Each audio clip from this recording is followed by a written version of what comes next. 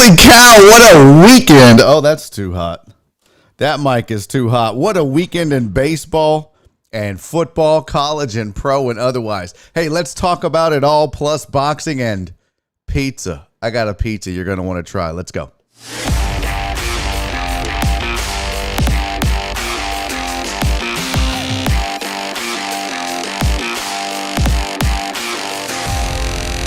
Live from the BiffNet Studios World Headquarters in Spring, Texas, it's Barry on Deck, hosted by former ESPN Houston radio host and stand-up comedian Barry Laminack, starring Oliver the Cat.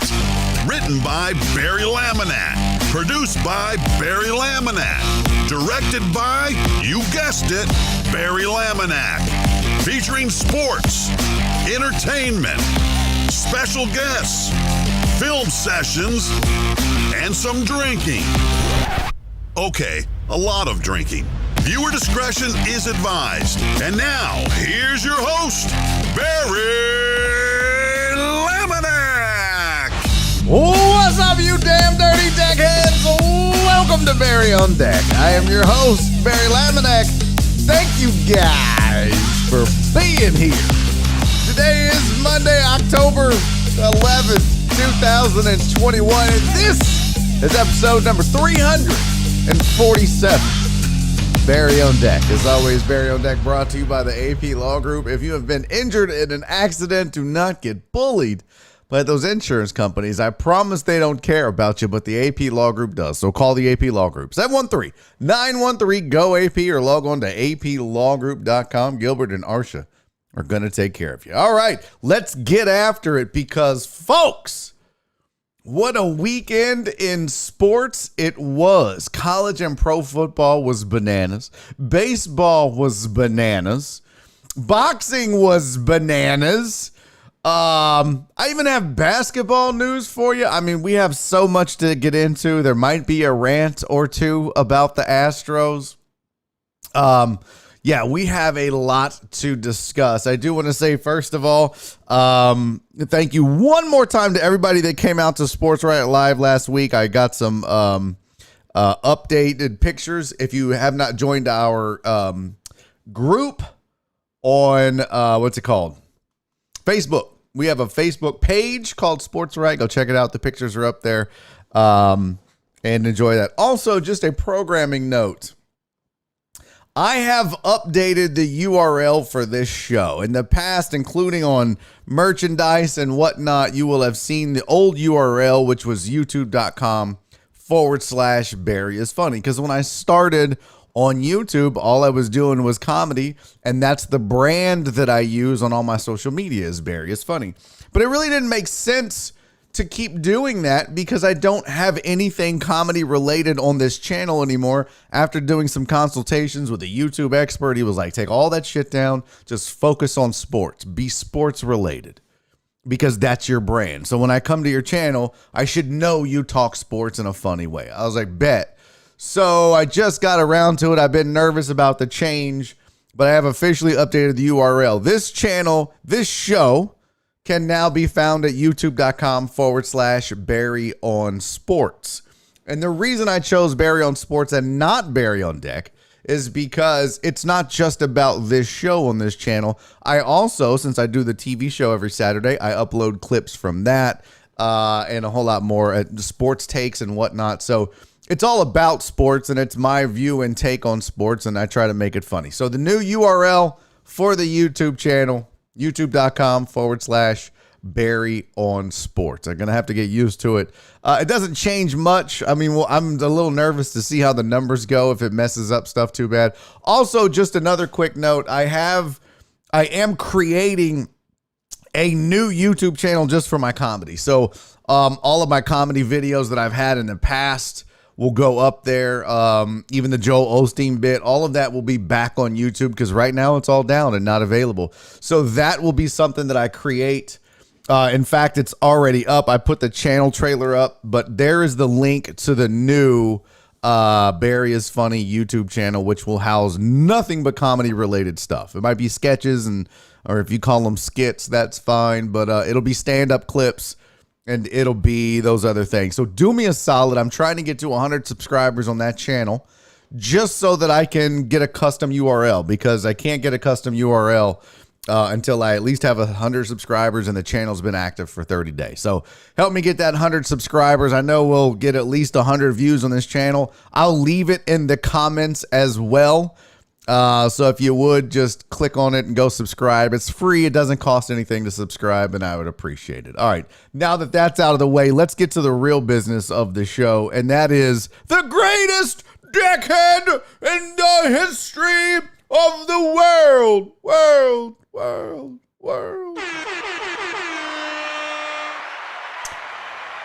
I think it comes as no surprise that Shelby is the Triple Crown winner once again in the greatest decade in the history of the world. Thank you, Drew, for the sub. Shelby was first in the chat, first in the super chat, first like, first in your hearts, first wedding I've ever performed, first. Love me some Shelpsters. Shelby, I appreciate you getting here early. Thank you for your generosity with the super chat. Thank you for supporting myself and this show and the Deckhead community and the Sports Riot show and the Sports Riot community with the Riot Squad. It's much appreciated, Shelpsters. We love you to death, and thank you so much. So Shelby is the greatest Deckhead in the history of the world, and the rest of you can just suck it. And then at 4 o'clock, it's just back to regular old-ass Shelby, old raggedy-ass Shelby. After that, thank you to everybody that's subscribing. Shock, I appreciate you. Incarnate, thank you, buddy. Drew, thank you. Shelby, thank you for telling everybody about it early. Heartthrob, I hope you're okay, buddy. I saw that you got through those tornadoes. I don't know how much damage I saw. Got a little tornado damage to sort through up here, so I'll let it slide. Man, I'm sorry about that. I'm glad you're safe, though, buddy. Glad you're safe and sound. Good to hear that you guys made it through. I know those can be tragic and difficult to deal with. So, Truck Driver Pookie says, so are we not deckheads anymore? I like being a deckhead, a big firm deckhead. No, the show is still called Barry on Deck. You guys are 100% deckheads. It's just the name of the channel. Remember, you used to go to youtube.com/Barry is funny. But this isn't about comedy anymore. It's about sports. So now it's Barry on Sports, which is also the name of my segment on the TV show. But this is 100% still Barry on Deck. I just didn't want to go with that URL because according to the guy, it kind of pigeonholed the channel. And he was like, new people that come to your channel aren't going to know what Barry on Deck is. And it's not even intuitive. But Barry on Sports, on the other hand, kind of gives me an idea already. This is your view and take on sports. So no, the Barry on Deck is the show name. Far as I know, that's never going to change. That's not the plan. I'm rocking with it. And that's it. So it's just the URL of the channel. That's it. And it's really just more for SEO and marketing purposes than anything else. So you're good. You'll always be a deckhead. And always the number one deckhead in my heart, George Everpook. Okay, you got to win a day, but you know what the fuck I mean. All right, let's get to some sports. What happened to Jeff's fantasy team this week? Oh, tell me he had Jones and Barkley. We'll talk about it. Shelby's even first in the Bible. That's good stuff. All right, let's talk some sports headlines. Sources are saying that an MCL sprain is going to sideline Clyde Edwards-Helaire of the Kansas City Chiefs, and that sucks for him. It sucks for the Chiefs too. I mean, he was an integral part of that offense, but I mean, look, they're going to be fine. That's still an offense that is potent, but you do like having that option in the backfield that he brought. I was curious. I meant to look this up. What is his? I wonder where he ranks among. If I made you guess, chat. If I made you guess. Where do you think Clyde Edwards-Helaire ranks among running backs statistically? Like total yards. I would have guessed higher than he is. He's actually 13th with 304 yards through 5 games. 13th. I would have guessed a little higher, but that's where he is. So, yeah, he's 13th right now amongst all running backs and rushing. See, yeah, look, TDP said 5th. Walt said 18. Mike said 20. Yeah, you feel like, he's an important part. We hear it, we see it, they talk about it. But, I mean, it's such a pass-heavy team, I guess, that maybe we kind of overvalued what he is. But Darrell Williams, Jerick McKinnon now. I guess Darrell Williams at least listed on the depth chart as number 2, so he'll be taken over there. Jerick McKinnon, we'll see. I wonder if you see there the Ravens are receiving trade inquiries on running backs, so maybe Kansas City hits them up. Who knows? Sources are saying that Juju Smith-Schuster is going to have surgery and will miss 4 months as well. Dodgers are going to start Albert Pujols at first base in Game 3 of the NLDS, and they're going to want to go with an all-righty lineup. I guess that makes sense. I mean, it's not the old Albert Pujols, but you know how it goes. Sources are saying that Horton Tucker of the Lakers is set to have surgery as well. Let me pull up. I forgot what the deets of that was. Let me pull that up here. Where'd it go? Damn it. There it goes. Torn ligaments in his right thumb. I also saw, not really a headline, but I also saw something where Anthony Davis was talking about the fact that, hey, look, we're going to have growing pains. It's going to be a little rough, but you can't skip any steps, and we'll eventually be really good. But right now, it's going to be a little difficult on us. So we'll see. If the Lakers struggle early, that's their excuse. It's just new people. We're getting the chemistry. So there you go. Also, and then I mentioned it earlier, Ravens are receiving trade inquiries on their running backs. I was trying to see here if they listed anybody. Ravens may not end up trading any of their running backs, but the inquiries, some of which came as recently as last week, affirmed that Baltimore successfully made up for the season-ending injuries to Dobbins, Edwards, and Hill, all in the span of 10 days. So obviously they signed Latavius Murray and Devontae Freeman, and then Le'Veon Bell.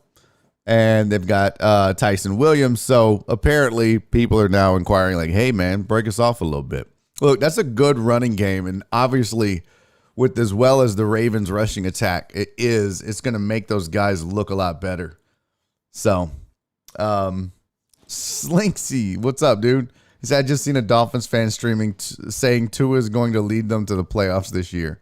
Oh, no. That's what? We should tune in. I like to call that guy's show. I'd like to jump in his chat. Be like, that's terrible. We're gonna talk about that, Clarence. Don't worry. That's on the docket for sure. But there's your headlines for the day. So let's get to it first, though. We're gonna talk Astros.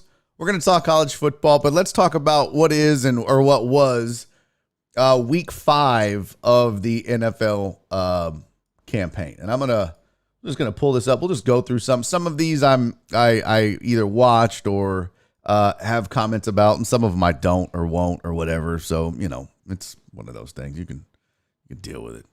Let me go to scenes and update this and get this ready and zoom out.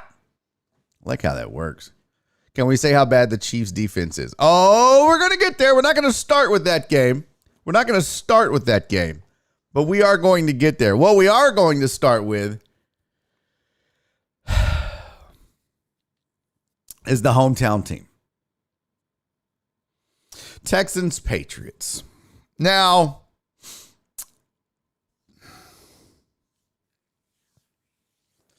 the Texans looked better than I thought, especially coming out of a 40-0 ass whooping by the Buffalo Bills. They came out well, scored on the first drive. Kaimi Fairbairn shits the bed on an extra point, and then shits the bed on another extra point, and then New England's shits the bed on. It was an absolutely ugly kicking performance in the first half by both teams. Kind of an ugly game. I will say this: Davis Mills going 21 of 29. Pretty interesting when you consider it's a pretty decent secondary over there. I mean, that's a pretty good defense and a pretty good secondary. I'm curious. Let's see where they rank. Let's go. Stats, team defense, complete leaders. We'll do passing yards per game. And New England is 5th in the league with 206. So, as I said, pretty stout secondary over there in New England. So Davis Mills acquits himself well. Comes out like a man possessed, like a man not ready to lose 40-0 again. Really good QBR. Really good quarterback rating. 21 of 29, 312 yards, 3 touchdowns, no interceptions. You'll take that every single week. The problem with this team this time, not just the running game, 67 yards is terrible. Some defensive lapses, but I'm gonna tell you right now, man, there's something about the way that David Culley manages this team that I'm not really sure about. Some questionable decisions at the end of the game. I don't know if I'm sold that he 100% knows what's going on. It looks like half the time he's looking around like, what should I do? What do y'all want me to do? It's almost like he's trying to be a head coach by committee. Like he's like, what do y'all want me to do? What do y'all want me to do? Tell me what to do and I'll do it. And then if it's wrong, we all go down together. There was an opportunity that somebody was talking about on The Athletic, which I'll be honest, by the time the Texans games roll around on Sunday at noon, I'm sleepy. And sometimes I sleep through it. And sometimes I'm half awake, dozing. And so I watch, but I don't catch every nuance of it a lot of times, which I should, because I am supposed to talk about it. But they talked about the fact that there was a penalty, that, again, another decision needing to be made by David Culley. And where is it? I actually want to read it to you. I'm going to read you from this article because I want to get you guys' opinion on it and see if you agree. Where the hell did it go? It was from The Athletic. There it goes. Athletic. So this is what they're talking about. Well, first of all, before we get to that, because it does mention in the article, and I want to talk about it for a second. I don't know why he's all enamored with going for it on 4th down. Maybe he just feels like, you know what? What do we have to lose? I don't know. Games? But maybe he's like, we suck. We all know we suck. Let's be risky.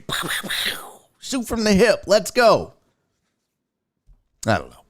But this whole going for it a lot on 4th down. I hope this is statistically viable, I guess. Maybe he's getting information that says, look, statistically, if you punt, kick a field goal, or go for it, here's your chances of success. And so maybe the best chance of success is going for it. I hope so. Okay? I hope so.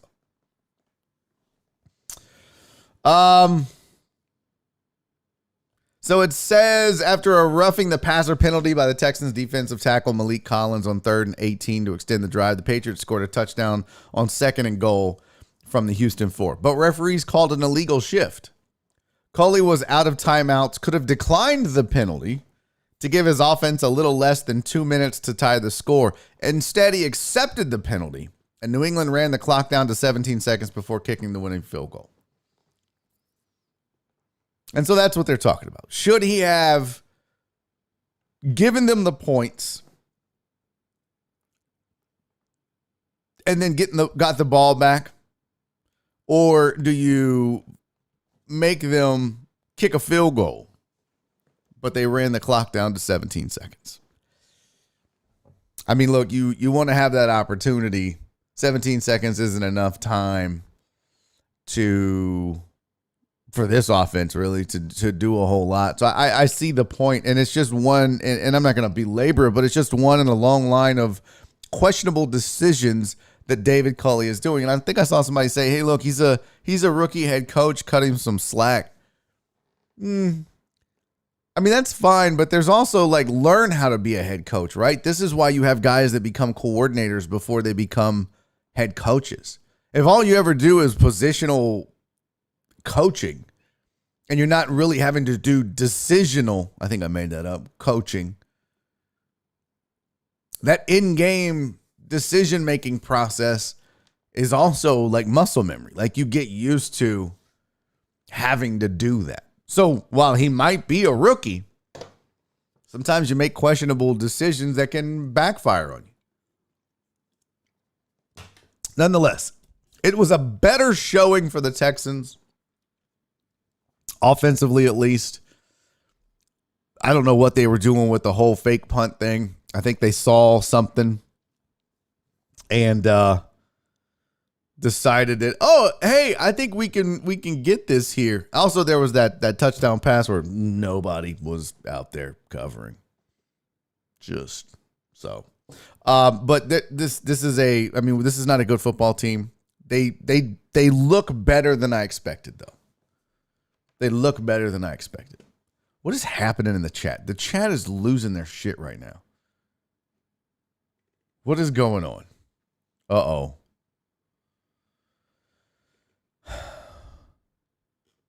CC mad. Have you guys pissed off? Oh, God. Oh, Jesus. Okay.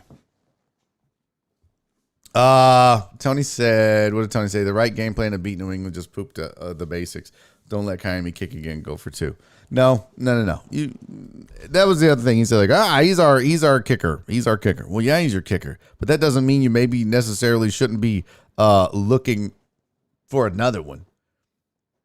If he's going to miss 2 extra point attempts. But look, I got to say this, and I'm not going to belabor the point talking about the Texans. The fact of the matter is they're not a great football team, but they are actually at times showing me something. They're not, I don't think for example, when I watch the Detroit Lions or when you see what's happening to this team, you're like, man, they feel like they're so close. Like that's twice now they've lost on game-ending kicks with no time left on the clock. You got to feel terrible. And not like 20-yard field goals. We're talking 50-plus record-breaking field goals. Back-to-back games that the Lions have been in it with 2 good football teams and lost. So you got to feel bad for them. So you're not seeing that, though, with this Texans team. You see flashes. I don't think David Mills is the guy. But, you know. You see a flash here and there. I don't know. I just don't. This isn't a fun football season as a fan for me. So what are you going to do? All right, let's keep rolling. Let's go back to this. Oh, shit. I closed the wrong thing. Oh, well. We'll just go over here to scores again. Oh, there it is. No, I didn't close the wrong thing. What other ones? I mean, that Falcons-Jets game, if you watch that, you're a glutton for punishment. Jesus. Packers win again on a last-second field goal, or I shouldn't say a last-second field goal, but in overtime. Nothing's easy with them. Man, Jamar Chase is balling out, folks. Can we all agree on that, too? Jamar Chase, 6 catches, 159 yards, 26.5 average, 1 touchdown, had a 70-yarder, 10 targets. He's balling out of control for a guy that had the dropsies in preseason. And how you know that it's tough going when you go 6 for 159 and you're still not the best receiver in the game because Devontae Adams is on the other side and goes 11 for 206. But good showing by the Packers on offense. I mean, the Bengals feel like they're close too. That's a squad that you feel like they're not awful. They're not terrible. Samaje Perine, Joe Mixon combined for what? 92 yards. Joe Burrow, the 2 interceptions you could do without. Packers 4-1 after everybody freaking out like they do every year when they start the season. Ho hum. 133 on the ground, 344 through the air. And I get it, Total Dallas. He says, I hate Aaron. I understand. It is so annoying to watch that dude play football as good as he is. Packers are right back where they have been, though. I didn't watch the game, but, you know. Lions, Vikings, I just talked about that. You got to feel bad for Dan Campbell. Did y'all see where he was crying in his post-game press conference? And I know John Westling on Sports Right loves to talk shit about Dan Campbell. But me personally, as a guy who cries too, by the way, I like the passion. I like the heartfelt sentiment from a tough guy, crazy man. Didn't he say something? I think they said something to the effect of like one of his One of the things he said when he first got the job was, we're going to bite people's kneecaps or some crazy shit like that. And now he's like, oh, I just want to win. Can we ban field goals inside of 5 seconds? I mean, you gotta feel bad for him. Now, look, if you're the Lions, you gotta get some stops on defense. You don't let teams get into field goal range. Although no one would think 66 yards would be field goal range, but it is. But yeah, Lions loses to the Vikings. Another tough one. Vikings 2-3 now. Not great. I saw Kirk Cousins on the sidelines freaking out like he won the Super Bowl. I was like, calm down, bro. You beat the Lions. Let's relax a little bit. Steelers with maybe the surprise of the week to me. I mean, so far you look at this, nothing real surprising. Rams should have beat the Seahawks, I think. Patriots should have beat the Texans, although the game was closer. Jets, Falcons, Packers, Bengals. Not a big surprise there. I don't think anyone's shocked by that. Vikings beating the Lions, but the Steelers at 1-3, facing a really good Broncos defense that was sitting at 3-1, and getting that win. They definitely needed that. Najee Harris goes off, but yeah, that team needed Big Ben to step up, rally around him, and they did. But boy, man, the Steelers look bad so far this year. No surprise with that Bucs-Dolphins game at all. Saints getting one on the road. Let's look at the box score on that. Winston went off 4 touchdowns, only 1 interception, so that's good. Not a ton of yards through the air, but got the job done. 6 carries, 26 yards, ran a little bit. Okay. I see you, Jamie. Tyler Heineke, remember when he said, this is my team? And then he goes out and goes 248, no touchdowns, 2 interceptions. Remember that? Remember that? You remember 2 weeks ago when this was his team? Good luck, homie. When the intelligent Viking is healthy, he's going to be back. It's going to be his team. Didn't watch the Saints game. What happened? Probably YouTube bot.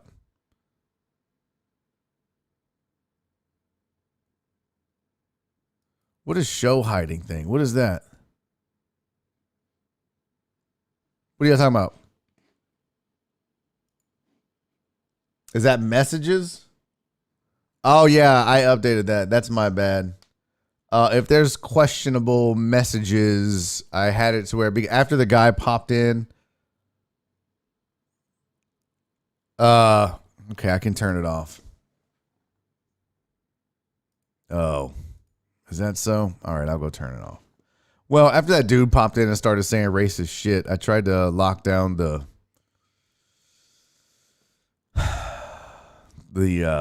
comments a little bit so it didn't get so vulgar. But I guess I'll go turn it off. So there's a lot of it. Okay, all right. Let me get over to my damn YouTubes. Hold on. Shit. I forgot where I turned that on at. Let's see here. Was it under community? I don't remember where I did that now. Shit. CZ said, motherfuckers don't know how to act. Justin likes it. Makes me feel powerful. Okay. Clarence said 3-2 going to the bye. Who dat? Well, Clarence, you really think the Saints make the playoffs this year? I'm just asking. Don't yell at me. I'm just asking. Where's the community tab on this mug? Comments, copyrights. Oh, I got to go to the channel. I got to go to channel settings. I got it now. Sorry, folks. I'm trying to relieve some of the stress that the moderators are feeling right now. Yeah, I really don't remember where the fuck I did that, CC. Just may have to deal with that for a moment or 20 until I can go back and turn that shit off. Well, at least we have moderators here. Oh, there it is. Settings. Okay. There we go. Community. Block links. We're leaving that on for sure. Trust you hoes to post links. Permissions. What the hell?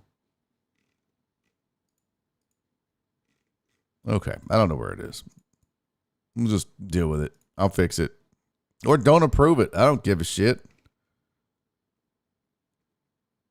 Yeah, I don't know what the hell I did with it. Oh, there we go. There we go.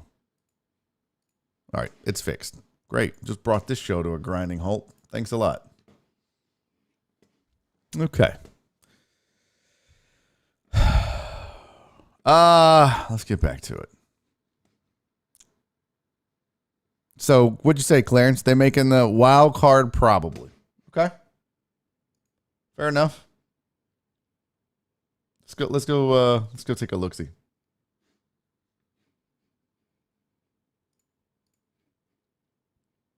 Let's go take a look-see right now. Because I know the Bucks. Who else you got in that division, Clarence?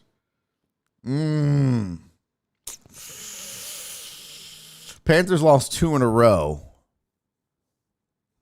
I mean,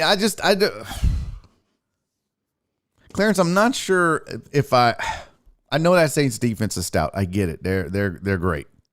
I'm just worried that Jameis is so 50-50, right? He'll go 4 touchdowns, 1 interception, and then he'll go 2 touchdowns, 2 interceptions for 205 yards the next week. And that's going to be my concern with the Jameis Winston-led offense from now until eternity. Not that Sam Darnold has me believing, but I mean, those two teams to me, the Panthers and the Saints, feel about the same. Really good defenses, and offenses that are a little sus. Amos says with the extra wild card, it's likely. So what is it? It's 3 now, right? If I remember correctly.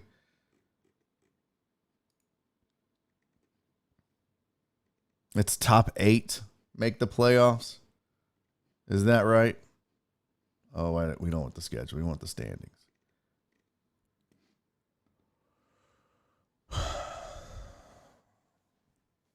want to say it's 3 now, right? 3 wild card teams? We just talked about this the other day, and I got confused. I had it in the wrong damn league. And Brandon Hanna says, how long is Wilson out for? 4 weeks is what I saw. 4 to 6 weeks is what I saw. Could 3 teams make it from the NFC West? Well, see, that's my point, right? So we know there's only going to be one team that comes out of the East, and it's going to be Dallas. We know that. That's a foregone conclusion. The Bears, the Vikings, and the Lions ain't doing shit. I don't know how the Bears are 3-2, to be honest with you, but they are. They are minus 16. What? So there's 2 spots, right? Dallas and Green Bay. And we know the Bucks are going to win that division, and the Cardinals are probably, well, the Cardinals or Rams are going to win the West. So we'll give it up. So there's your 4, obviously. So your three playoff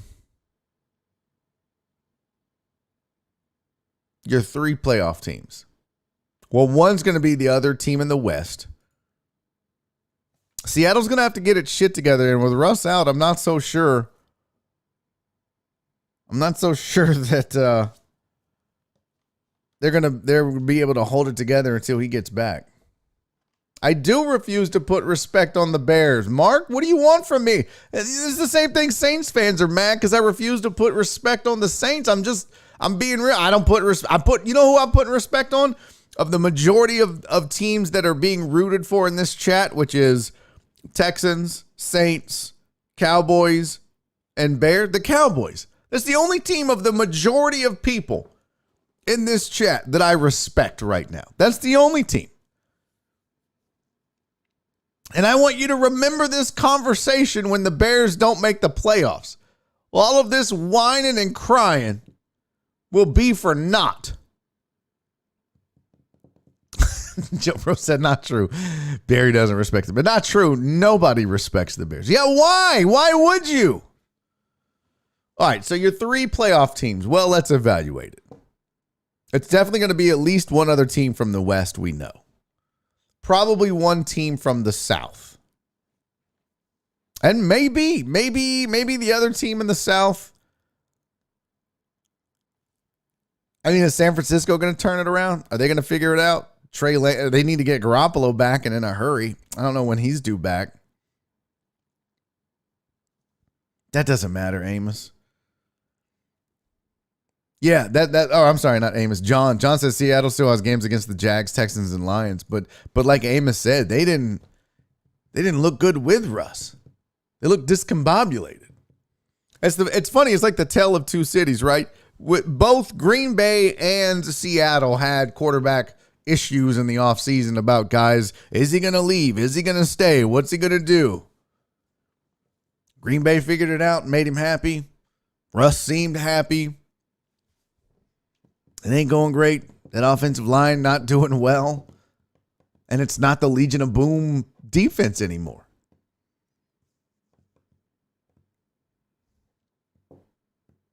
I think one indicator we can look at is these plus minuses.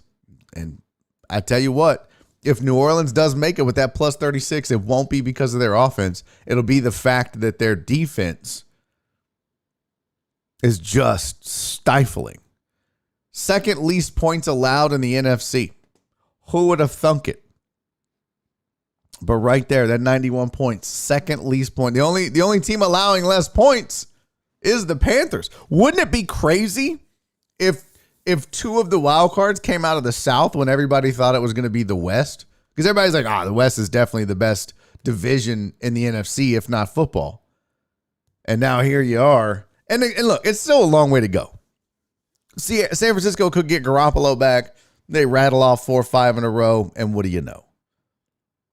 No, we haven't talked Astros yet, White Magic. I'm trying to get some football out of the way. So, you know what? I can admit when I was potentially wrong. Clarence, you might be right, buddy. You might be right. The Saints may just actually sneak in with a wild card berth. I mean, they're definitely not winning the division, duh. I think the only division up for grabs right now is the West.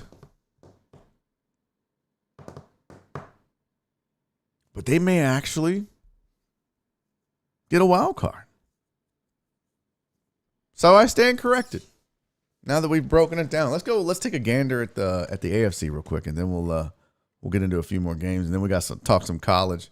Got to talk about my Aggies. CC, you're probably going to want to step away for a little while. Over in the AFC, now if we're talking playoff picture, Chargers, Raiders, Broncos, and Chiefs in the West. Boy, the West on both sides is pretty stacked. I have a feeling, first of all, KC needs to stop going out and getting offensive help and get some goddamn defensive help. They really need to shore up their front seven for sure at the trade deadline. You know what? Now that you signed Josh Gordon, here's what I would do if I was Kansas City. I mean, you got Tyreek Hill. Clyde Edwards-Helaire is going to be gone for a while. That's okay. We saw he's 13th in rushing. You hate to lose it, but okay. A lot of people say, well, if KC, maybe you trade with the Ravens for a running back. Oh, do you now? If I'm KC, I don't go out and get a running back. You got to go out and get some help for that front seven. So you got Tyreek Hill, Travis Kelce. I mean, you're good offensively. Take Josh Gordon. Feature him for a couple weeks before the trade deadline. Inflate his numbers. And then find a team that lost a big-time receiver looking at you, Pittsburgh, that maybe feels like they're still in it. Maybe Russ needs some help. Although I think they've tried that already. Trade that dude. Trade Josh Gordon for some help on that defensive line of the Chiefs. But they've got to get better defensively because it's being talked about it more and more and more. And they mentioned it again last night during the broadcast of this Chiefs game where they're like, look, man, is it possible that the Bucs exposed the Chiefs? And a ton of people have said this now. You keep hearing the words blueprint. But is the blueprint? I think it was Tony Dungy that said, man, after what Tampa did, it looks like now teams are willing to just keep two safeties, two high safeties. Just play two safeties and then force them to beat you underneath. And be patient. Don't give up the big plays to Kansas City. And teams aren't doing that, and it's being effective. I mean, they're a -9. I wonder, let's go see what they were last year. The Chiefs are a -9. Last year, this is a team that finished at a +111. What? So it is definitely the tale of two seasons for the Kansas City Chiefs. But I said as much. I mean, I picked Buffalo to beat the Chiefs, and I said that the reason was when you face a team like Buffalo. Look at this. Look, this is exactly what it is. I mean, Buffalo's not. I mean, you take away that 40-0 game, and obviously this +108 is a little bit different, right? If the Texans even remotely put up a fight, hold them to under 30 or some shit like that. But it's still a really good offense, right? I mean, it's still maybe right now the best offense in the AFC. The Chargers might have something to say about that. But it is also by far the best defense. I mean, points allowed, they're giving up 64 points a game. Now, obviously, again, you blank the Texans, that's going to help. But this is the thing about playing a team like the Chiefs. And this is why these teams that when you get into the playoffs that you see down here, like the Bucks or the Cardinals or the Bills, if you can put points on the board but actually play some defense, you have a really good shot of beating the Chiefs this year. So that game, that what happened last night in that Bills-Chiefs game didn't surprise me at all. Not one bit. Because a lot of teams just can't hang offensively with the Chiefs. They just, a lot of these teams, defensively, they're average. Offensively, they're average. And yeah, the Chiefs might be defensively average to bad, but offensively, they're good to great. And that's the difference in most of these games, that they're going to beat most of the average teams in the NFL. But when you're playing the upper echelon, and the upper echelon is really good offensively and really good defensively, that's advantage those other teams. So nobody should have been surprised by the Bills beating the Chiefs last night. On the road, too, by the way. Don't sleep on that for 1 second. But Josh Allen going on the road and winning that division. And I don't think it was hyperbole for them to say it during the broadcast that we might look back at this week and say that's when the passing of the guard in the AFC happened. Was that game. Because I think right now, it's safe to say that the Bills are the team to beat in the AFC. Followed closely by the Chargers. Well, thank you, Perry. I appreciate that. Rarely do I get credit. People like Incarnate are only going to point it out when I'm wrong. Didn't you say nobody would score more than 4 runs? Rarely am I going to hear from people when I was right. But right now, I'm telling you, the Chargers and the Bills are the two scariest teams in the AFC. By far. And the Ravens ain't far behind. Not far behind at all. Everybody else. But I think that's the 3 best teams in the AFC right now. And in the NFC, I think it's the Cardinals, it's the Bucks, and the Cowboys, and the Packers. I mean, look, let me tell you, and I know people, the Packers are 4-1. Cool. But again, take a look at this. They had some offensive issues. They're the only division winner.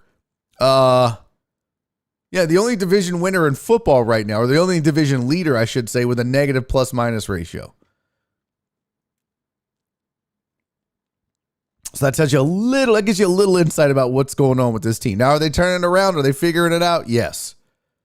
But that Cowboys offense, man, whoo, be scary. Be scared. And only giving up 117 a game. The second lowest of the division leaders in the NFC. Cowboys, man, you guys should be scared of the Cowboys if you're these other teams, if you're rooting for these other teams in the NFC. They're good. I don't know if they're beat the Bucks good yet. They're pretty damn good. I did see a story come out where somebody accused Diggs of assault. Isn't Trevin Diggs in trouble?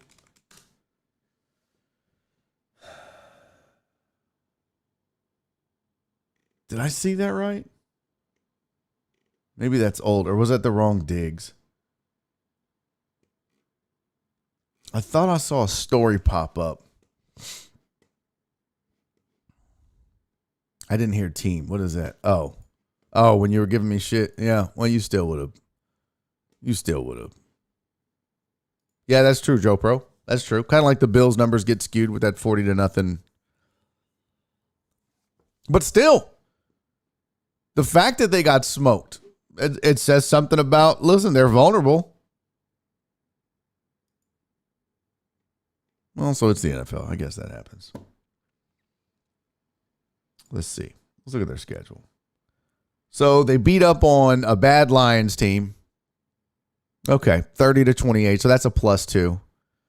Beat up a bad Steelers team. So they've got 2 good wins. 2 no one gives a shit wins. And a bad loss to the Saints. All right, Housey. Hey, by the way, House, congratulations on 600 subs, man. I saw that your stream was a success this weekend. Also saw a picture of you in a bra. Didn't need to see that, buddy. This is pretty disgusting. I threw up a little. Also, kind of got a chub. So, it was like a weird roller coaster of emotions. What's up, KD? Good to see you, buddy. What do you mean, no shush? No shush what? No shush what? How is the Bengals win a good one? That's a pretty good football team, Mark. You don't think that the Bengals are a good football team?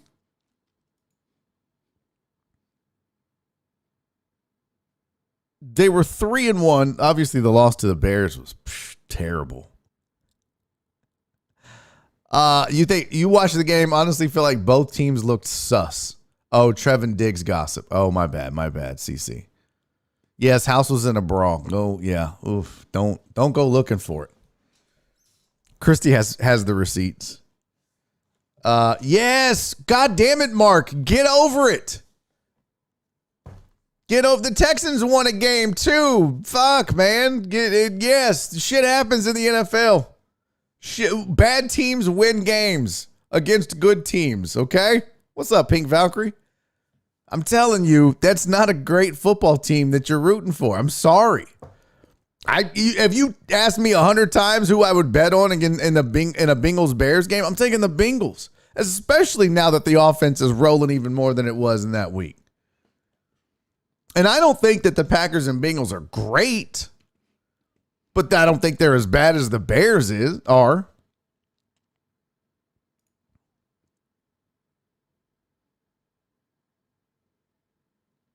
Let's look at this box score.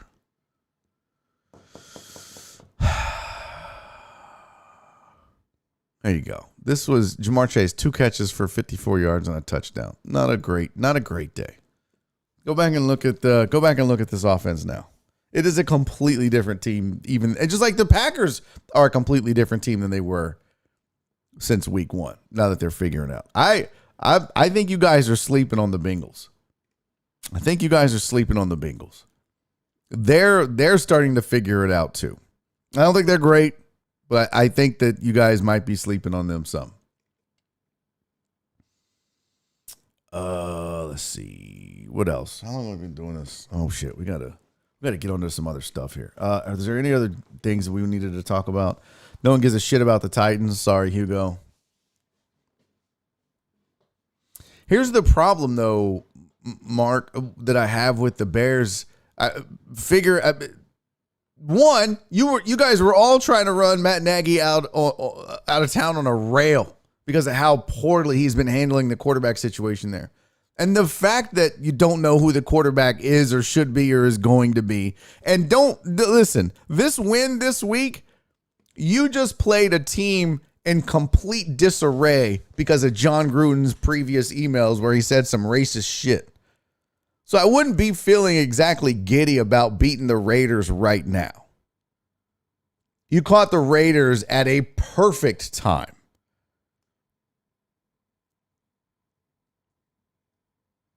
No, don't get me wrong. Bears have an outstanding defense. Outstanding. They have a very good defense. Justin Fields has a 26 QBR. Look at it. Dude goes 12 of 20 for 111 yards. 1 touchdown. Why did Andy Dalton only play 1 play, by the way? What was that about? Did he get hurt? What did I miss? What is going on? This right here, this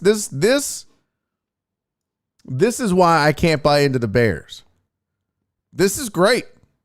But this situation is why I can't buy into or believe the Bears right now.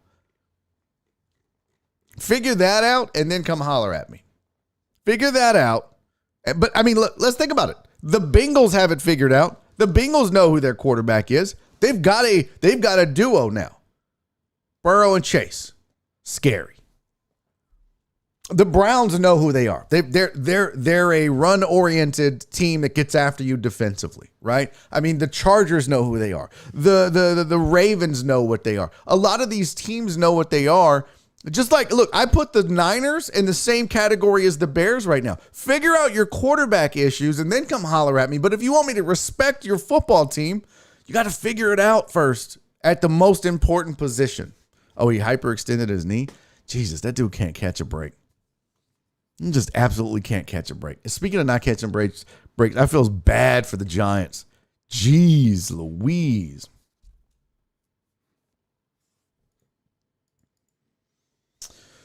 Oh my God, Matt, we're going to talk Astros, I promise. I'm just arguing. It was a good football weekend, man. We're going to get to the Astros. We got a whole other hour in this show. Trust me. And when I talk baseball, people bitch about that. So people bitch if I don't talk baseball. And you guys, some people are going to bitch when we start talking baseball. In fact, fuck it. Let's talk baseball. You want to talk baseball? Let's talk baseball. Let's talk about the fact that the Astros and Astros fans, I'm guessing you included, Matt, want to blame everybody but the real reason why they got their ass handed to them yesterday in that game. And it had nothing to do with the fucking umpires. It had nothing to do with Dusty Baker's terrible decisions, although they were bad. You want to talk Astros? Let's talk about the fact that they struck out 10 times in a row? That was a terrible performance by that lineup. The reason they lost is their pitching collapsed on them and their hitting fucking collapsed on them. Period. If I could send a message to every Astros fan on Twitter, I'd say, stop making excuses. You look like a bunch of crybaby bitches right now. Stop crying. You got your ass whooped. It happens. This team all year, this Astros team all year, you never knew what you were going to get. They'd go on a run and win 9 out of 10, and then they'd drop 5 out of 6, and then they'd win 7 out of 8, and then they would get swept in a 4-game series. So don't be surprised that they play well at home and then go and get their ass whooped on the road. Be surprised at how much they struck out. Be surprised at how bad their pitching was, although that's not a complete surprise if you watched them all year. Don't be surprised that Dusty Baker managed the pitching staff poorly. Let me pull up their zoom out. But I had to get off Twitter. Watching everybody crying and bitching.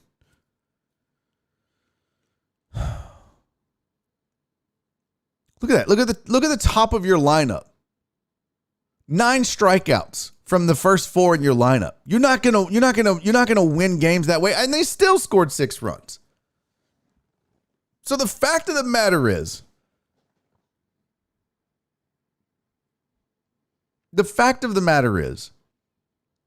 this was a problem. This was a problem. And then the fact that you took Zach Greinke out of the game was a fucking problem. Why couldn't you have just, what was this? What was this? What was the Brooks Raley thing? Why? Why did we need to do that? Surprised Stanek got out of a clean inning. You had Zach Greinke in the game for a reason. And I understand. He came in, he gave up some runs. The fact of the matter is that, well, they weren't his runs. But he got some big outs. He was actually pretty clutch. He got some bad luck. There was the throw that bounces off the shoulder where what's his name is way out of the baseline. That should have been an out. But then they say, oh, well, you can establish the baseline. Bullshit. You cannot establish the baseline that far off. That's complete horseshit. So they got jobbed on that. I get it. That was a momentum shifter. People are bitching about strike calls and all that shit. I don't want to hear it. When you're the home team, you get calls, and when you're the road team, you don't. That's baseball. That's sports. This umpire is 85 percentile. I get it. He missed some calls, but you know what they did? They swung at bad pitches. They swung and missed at good pitches. That's not the umpire's fault. And you know what the umpire doesn't do? The umpire can't go out and throw the baseball. The umpire didn't make Luis Garcia absolutely shit the bed in the playoffs. When I thought that kid has got to be their ace in the hole. No pun intended, not an actual ace. But the guy that you don't expect to go out and do well and absolutely goes out and gives you 6 strong. And he didn't. And he had done that all year. The Astros have nobody to blame but themselves. Poor pitching, poor hitting, poor decision-making by Dusty Baker. Why? Why would you tax this bullpen? Let me tell you something. About the Astros. They are so lucky that they got rained out today. They are so lucky. Dusty Baker, no one's going to talk about the fact that he just wasted half of this bullpen in this series. Ryan Presley and Graveman going back-to-back when it was unnecessary, not save situations. And then you go out and you run out half of your middle relief when you could have just fucking left Zach Greinke in the game for a couple of innings, Christian Javier in the game for a couple of innings and said, fuck it, we live to fight another day. But instead you waste 2 more arms in a fucking blowout. So he's lucky that they actually get a day off to rest all of these arms that he has completely mismanaged. So if the Astros can blame anybody for all this, blame their pitching, blame their hitting, blame their manager. That inside path bullshit and that the umpire bullshit, I'm not buying that. And I'm an Astros fan. And you guys know I would be the first one to come on the show and say, the umpire fucked that team. The umpire was absolutely a bullshit game call, whatever. It was one call. They didn't lose by that run. They lost by 6 other runs or 5 other runs if you want to count that run. It's not like this was 7-6 and the Astros lost because of that run. Well, that was a momentum change. How do you know what was going to happen next? You have no idea what was going to happen. Nobody does. Nobody does. But I tell you what, I think the White Sox better be careful. If I'm the White Sox, I'm getting to this feller. I'm getting to Ryan Tepera and I'm saying, hey, shut your mouth. Shut it. Shut it up. What are you doing? We were just fine. Don't poke the bear.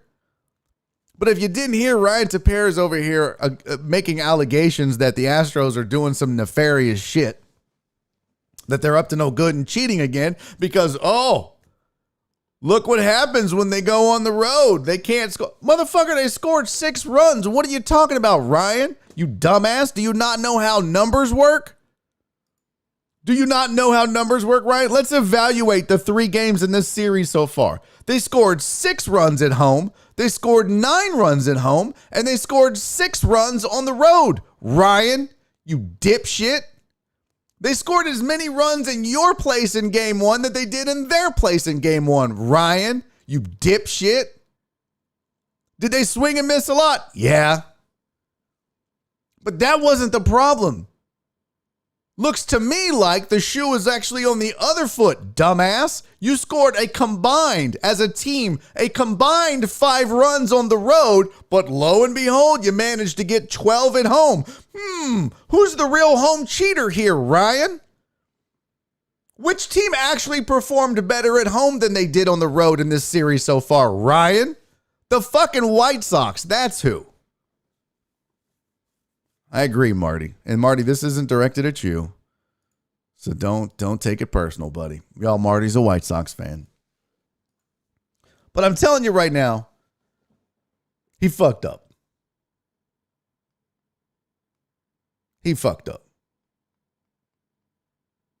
What's Mr. Bell doing? What happened to, what is Mr. Bell doing? What is Jeff doing something crazy in the chat? What's going on with Jeff? Oh, my shit is way behind. Why does this get so far behind? I wish I could catch the chat up. Like if I'm over here, if I don't have this window up, it gets weird. Okay, I guess we're caught up. Oh, Total Dallas. Yeah.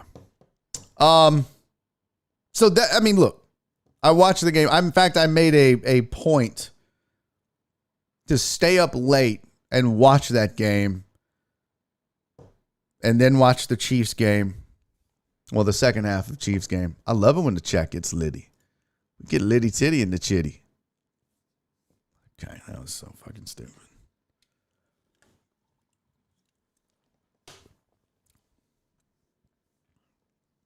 But the Astros really, they're fine.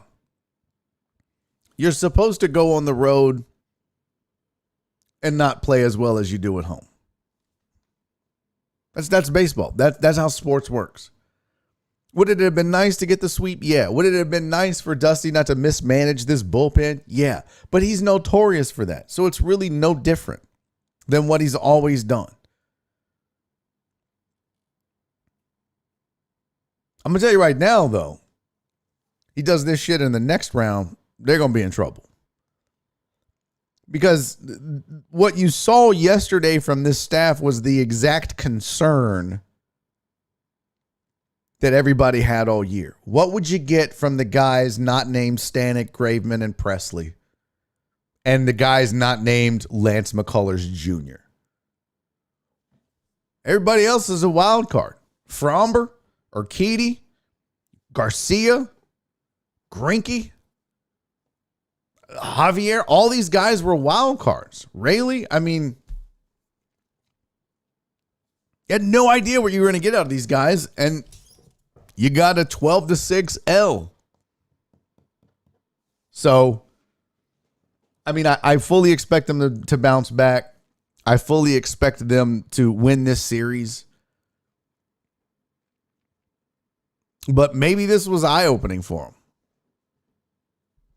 But I just got to tell you, let's not blame one play, although it was a shitty call. They fucked it up. Like, why do you have replay? It was so egregious. What's the point then? What's the point?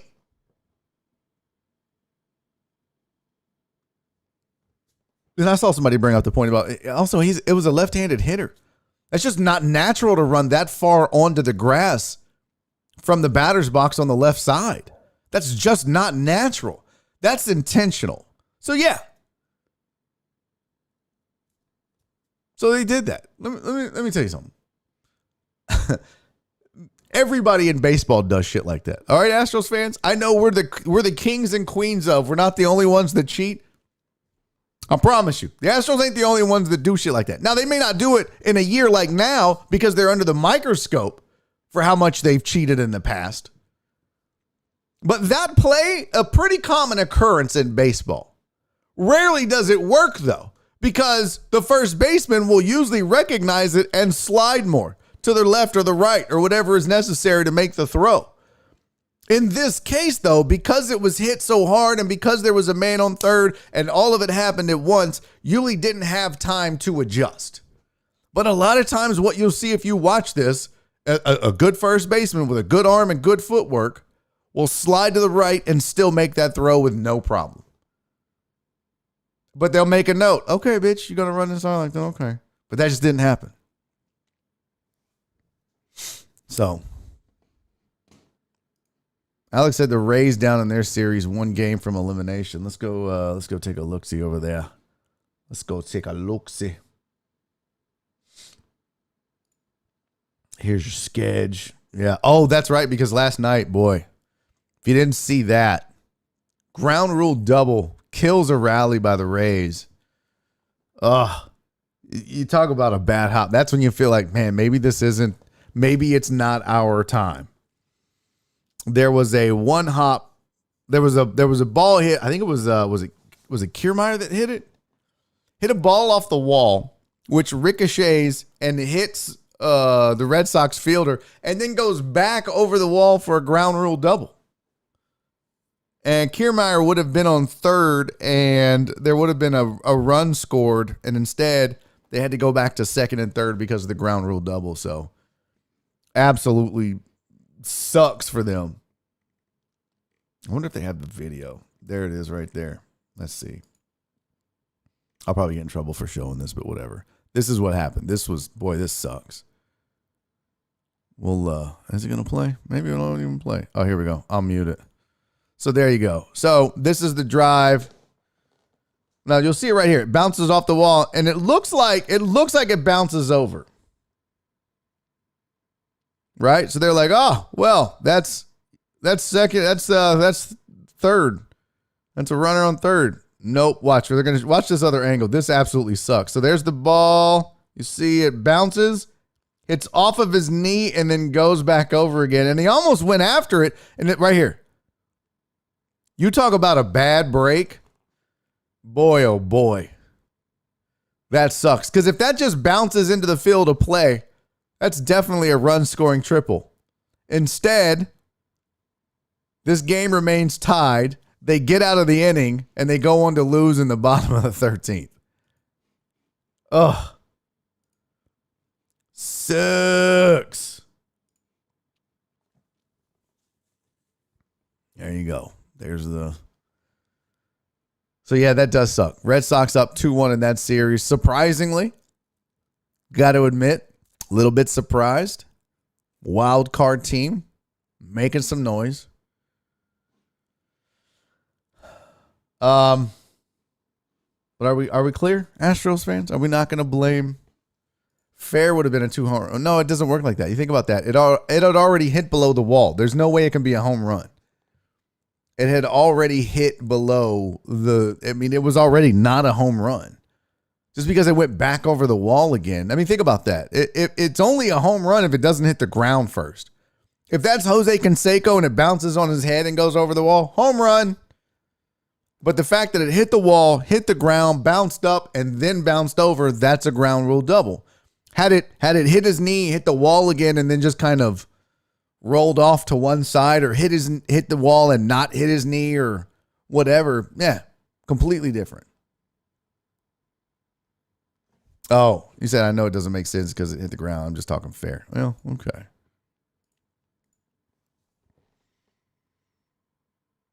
Alex said Astros better handle it tomorrow if Sox win Astros home field next round. What? I don't know what that means. I don't know what that means. I'd rather face the Red Sox than the Rays. Oh, no, that's 100%. That's 100. Yeah, 100. I think most teams in baseball would rather face the Red Sox. Yeah, you want your chance of either Sox.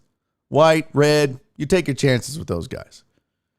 Rays are scary. You don't want to be facing the Rays. Dodgers up, by the way, or actually that series tied 1-1. That's going to be a good series as it plays out. And then Braves and Atlanta tied 1-1. Although could be in trouble. Braves could be in trouble. Was it Albies that left the game early? It was a big blow to them too. So for the Brewers to get out of that series, I think you're looking at Dodgers, Brewers, and the NLCS. Still think the Astros are going to win this series against the White Sox. Katie said White Sox are below 500 team anyway. That's probably their Achilles heel of the White Sox. Okay. Yeah, I still don't know what the fuck he was talking about. Astros home field anyways. Yeah. You still got to come back to Houston. If the White Sox win tomorrow, there's still a game 5 in Houston. So, yes, Lance is starting tomorrow. Well, actually, let's see.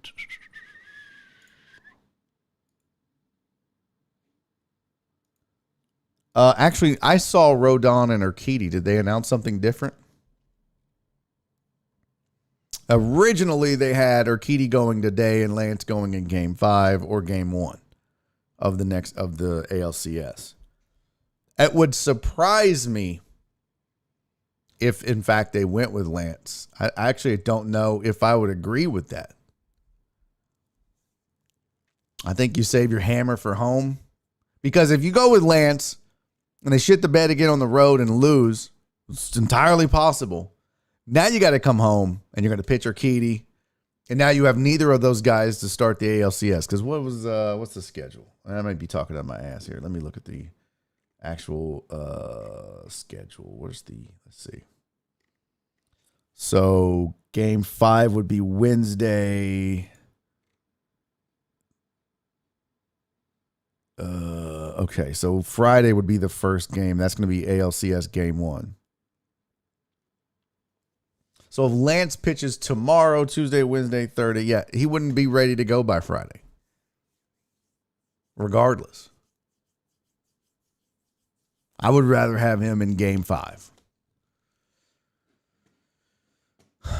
Matt says I'd rather have Urquidy at home and Lance on the road.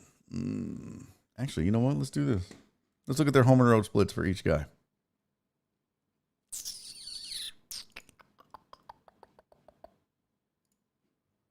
Let's take a look-see. Pitching, Lance, and... Now, Urquidy's going to be obviously limited because of the injuries. Where the hell is he? Not even... Oh, that's postseason. That's why.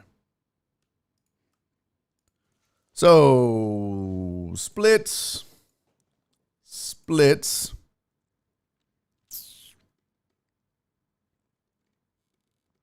Where's his home and away? Oh, did I miss it? Where the fuck is home and away? There we go. So Lance is 351 at home. Damn, 270 on the road. That's pretty wild. Urquidy, 335 at home, 386 on the road. I wouldn't have guessed that in a million years. And I'm guessing that's not why you wanted that. My thought process behind that is, look, the road already puts you at a disadvantage. Being at home already puts you at an advantage. If you can, you add your ace at home, and that significantly increases your chances of winning that game as opposed to neutralizing any disadvantages you might have being on the road. Just my thought. I'd rather my ace going at home. But those splits don't make sense. That's weird as shit. That's super weird. I would have never guessed that about Lance McCullers, that he's way better on the road. What is it? What's his numbers like versus Chicago? 208, Urquidy, 257. So both have pitched well. Of course, so did Luis Garcia. He had the lowest ERA of these cats.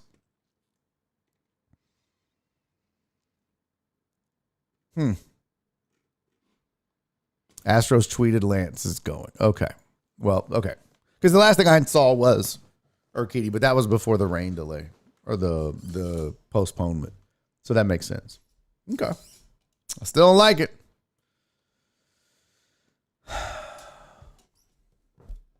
Shit happens in baseball, man. Shit happens on the road. You imagine if they don't win tomorrow? Boy, the buttholes are going to be puckered. Coming home with no Lance. Coming home relying on Urquidy. Although he's better at home than on the road, so at least you have that going for you, which is nice. What's up, Stephen Luther? Good to see you, buddy.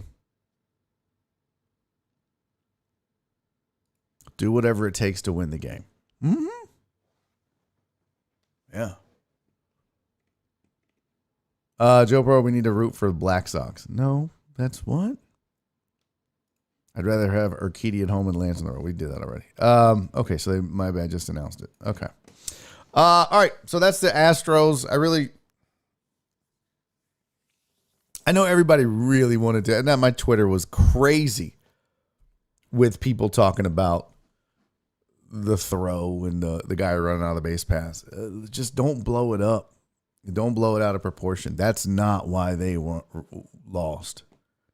Okay, so Incarnate said they said so 12 minutes ago on Twitter. Chandler Rome did. Okay. I was going to say that wasn't the case when the show started.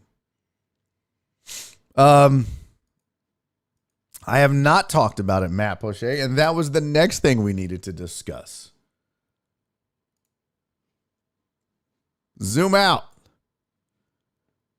Let's talk a little college football, peoples. We've talked NFL Week 5.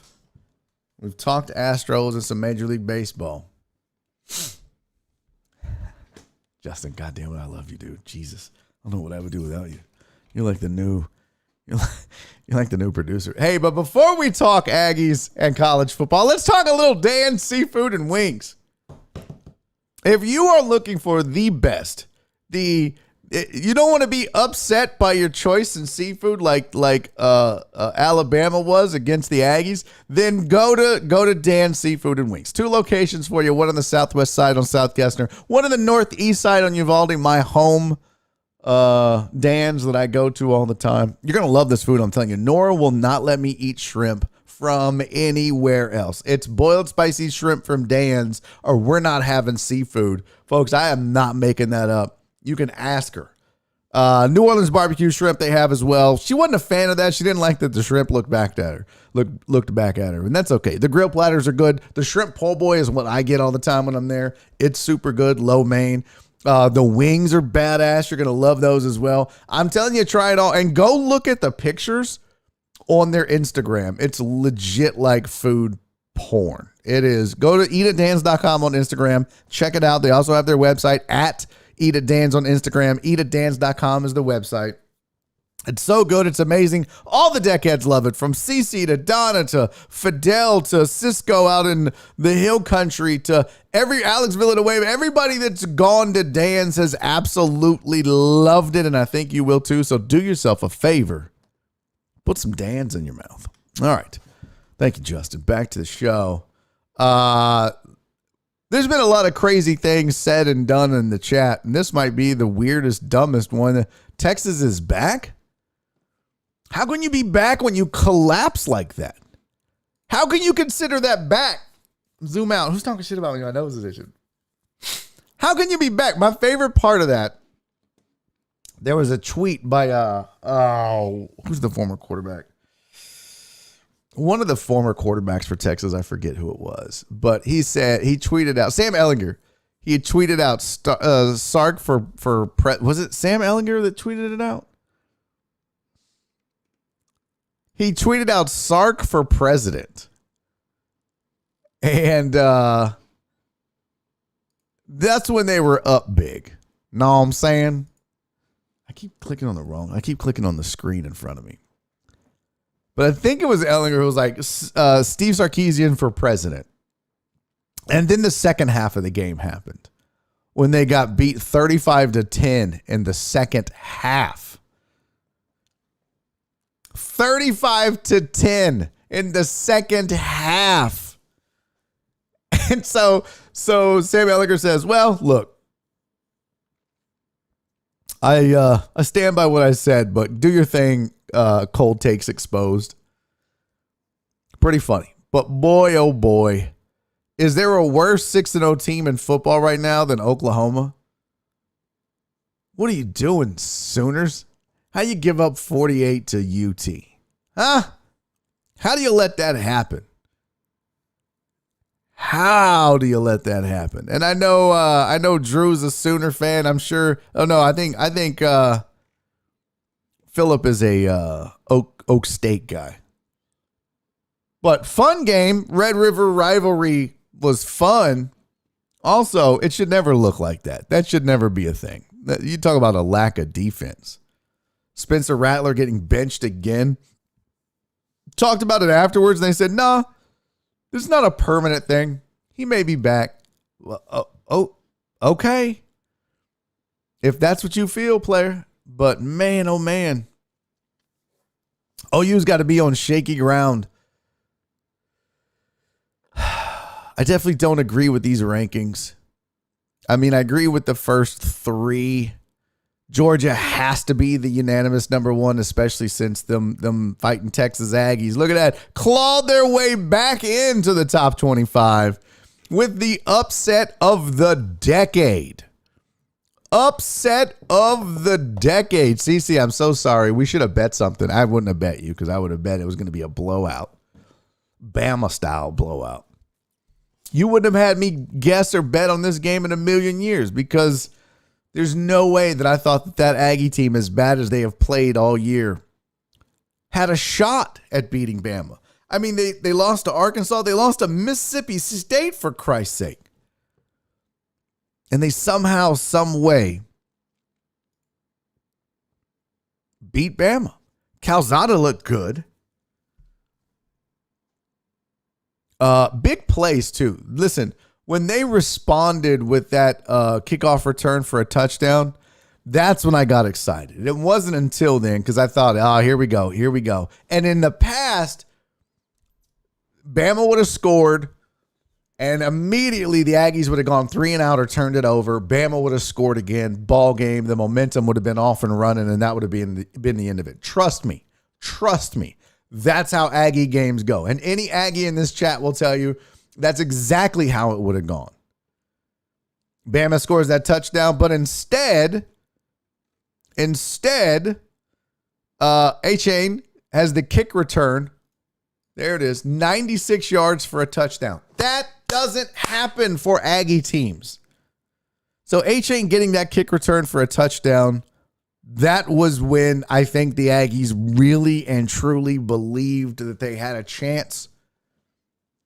I thought Jimbo Fisher did a good job with this team, preparing them. I think he eyed this game all year, and that's probably, in a lot of ways, why they got beat by Mississippi State. I don't think anybody in that program would tell you they looked past Mississippi State, but they did. Okay, you lost to a ranked Arkansas team. Shit happens. There's no excuse to lose to Mississippi State. Unless you were just thinking Bama the entire time. Yeah, see, Matt's a Aggie fan. He can tell you. Yup. All my Aggie fans know. So when he scored that touchdown, when he ran that kickback, I was like, my gird. This might actually go differently. They held on. And they're right back up in that top 25. And they'll still finish outside of the top 15. Because that's what the Aggies do. Started this season as a top 6 team. They will still finish outside of the top 15.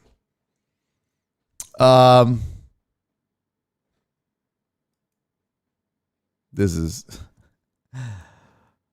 let's see. Aggie home games ain't no joke. Yeah, that's the other thing I'm going to talk about real quick. Just as an Aggie fan. Zoom out. Why did you storm the field, Aggies?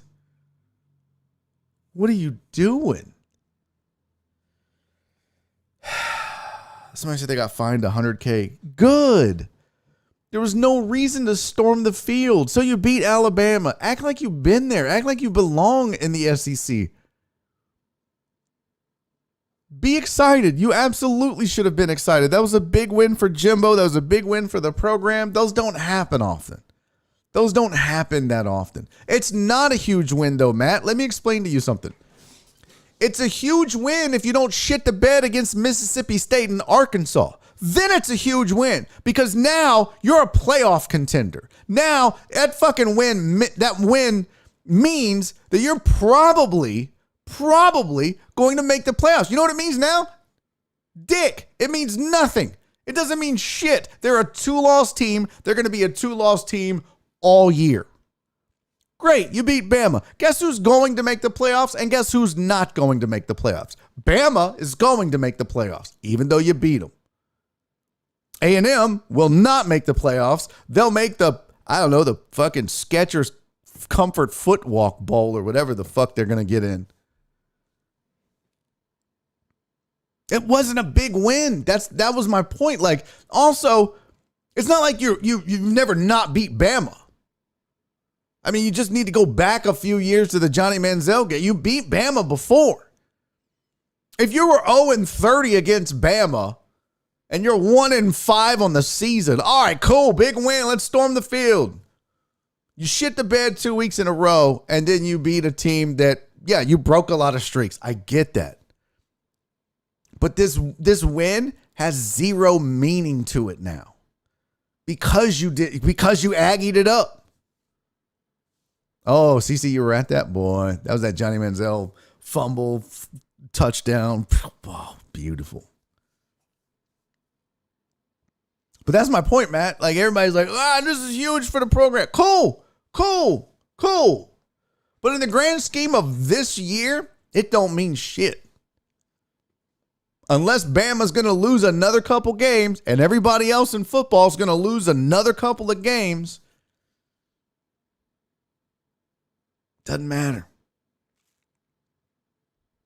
And don't yell at me. This is why I say, y'all think I just come on here and say whatever. Damn it, Barry, let them have that win. I'm an Aggie fan. Are you kidding me? Do you know how fucking excited I was this weekend watching that? Oh my God. That just doesn't happen for a team that I have followed and rooted for my entire life. But it was fucking embarrassing to watch the fan base that I connect with storm the field like they just won the national championship. You won a home game against an SEC opponent. Chill the fuck out. Relax. Now, I get it. You had the backup quarterback. He comes in after being hurt. I'm like, honestly, I get it. It was a huge win. It was a great win for them. But it has zero meaning outside of the fact that you beat a team you shouldn't have beaten. If that would have gotten them into the playoffs, storm the field. Fuck that 100K. Also, what happened to the field being sacred, by the way? If you guys don't know because you're not Aggie fans, supposedly, the grass at Kyle Field is sacred. And in the past, the Corps has tried to fight motherfuckers for going on the field. I guess they got reprimanded for that shit. Because now apparently everybody can just storm the goddamn field when they beat Alabama in a regular season game in the middle of the season that has zero meaning outside of the dub. And you should be excited, Matt, Aggie fans. We all should be excited. We all should be excited. Yeah, see? I act like I don't know what the fuck I'm talking about. We all should be excited for the Aggies. It's great. Your backup quarterback beat Bama. Good job, Jimbo. You finally earned that for $800 bajillion. Also, Jimbo, you lost to Mississippi State, so the fuck, bro.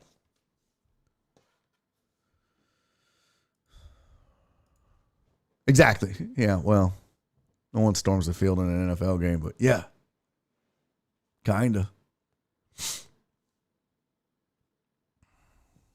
I'm just saying, man, it was a big win because it validates what Jimbo is trying to get done. It validates the fact that this is a good football team. Defensively, they're really good. They did what they needed to do. Still gave up 38, but you make clutch plays.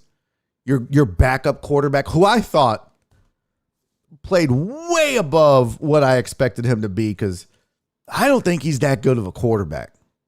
And when King went down, I told you that. I was like, this is going to be a bad season. Sure enough, I mean, they're 2-2 going into this. Or 3-2. But he got the job done. So let's just take a look, see what you got left here. Missouri, South Carolina, Auburn, Ole Miss, Prairie View, and LSU. So they'll lose at least one more game. They'll lose at least one more game, if not two, but for sure they're going to lose at least one more. So again, what does that mean? What meaning does that have?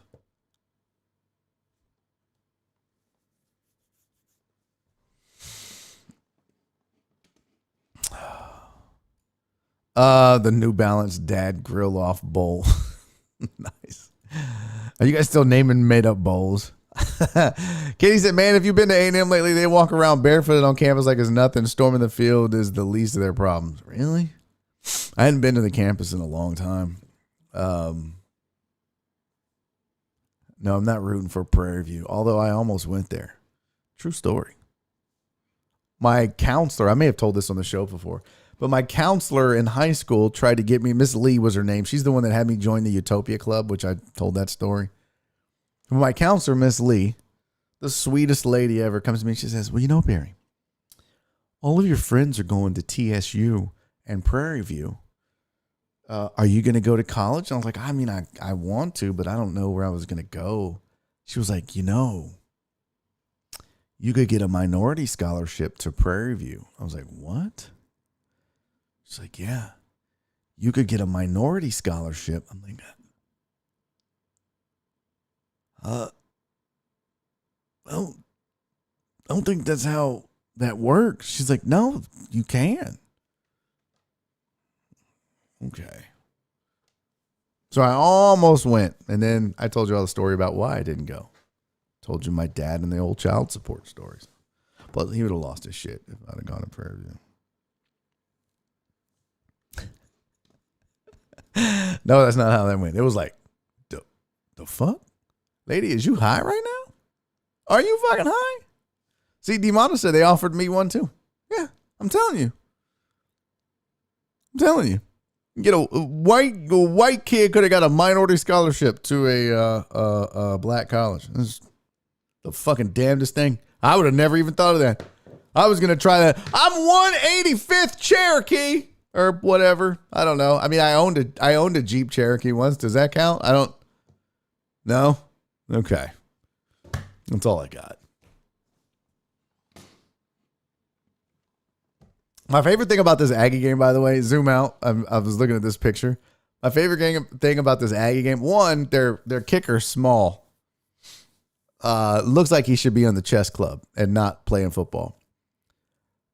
But nobody came up to that kid afterwards. He was literally looking around. Hey, guys. You guys remember me? I was the one that won the game with the kick. And then we did this. And then, like two people just kind of came by and were like, hey, good job. And then everybody ran over to the quarterback who didn't kick the final points to win the contest. Anybody remember old Smallsy over here with no, I'll just go. I'll be over on the bench. Nobody gave a fuck about this kid winning the game. No one gave a shit. No one. It was hilarious.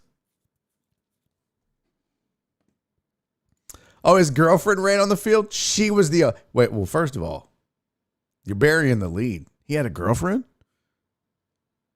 But like literally he was looking around and you could see him. This is how shitty the Aggie program is. Again, save it, chat. I don't want to hear it. I'm an Aggie fan. They don't even know how to win. They stormed the field when they're 3-2. And then the kicker doesn't know how to celebrate. He's like, he literally, go back and watch it. He literally, you see him mouth, I don't know what to do. I swear to God. I swear to you. He literally goes, I don't know what to do. Bro, whatever the fuck you want. You're the big man on campus this week, Small. Oh, is she? Okay. Well, now let's be careful, Matt. She might be like, 15. Maybe she's super smart. He's obviously in the chess club. Maybe she's like Doogie Howser or some shit.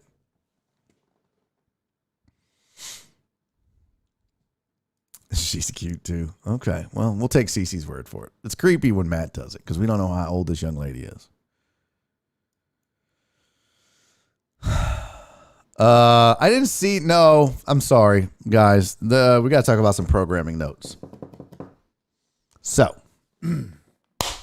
Chris says 3-hour show today. I know I promised you a 3-hour show. Because I'm shooting the special this week, or I'm flying out Friday to Utah to shoot the special. This week is a little crazy for me. Also, no weather report. Stevie was traveling. So, programming note, there will be no show Friday. There will be no show Thursday. I am on the fence about a show on Wednesday. There will not be a third hour today. There will be a show tomorrow. But I have entirely too much to get taken care of from a sanity perspective around the house. And I need to get my mind right. And after this weekend, I did all those sets. Now I've got to go back and listen to every set that I did and recorded. I've got to fix the jokes that need to be fixed. I've got to find out how much time I have. So I've got to go through 5 25-minute sets once and then evaluate them again and then make my notes and then work on writing what I need to fix. So like I got to go get a new sport coat. Yeah, you guys know normally I wouldn't do this, but next weekend is, and this is not me being, I'm not trying to be dramatic here. Matt said, how the fuck are you going to do a clean set? Exactly, Matt, which is why I'm if this was just show up and do what I normally do on stage, I would not be sweating this. I'd be like, I'm about to fuck this stage up. 25 minutes, I got you, famo. And I would just go and rip shit like I do.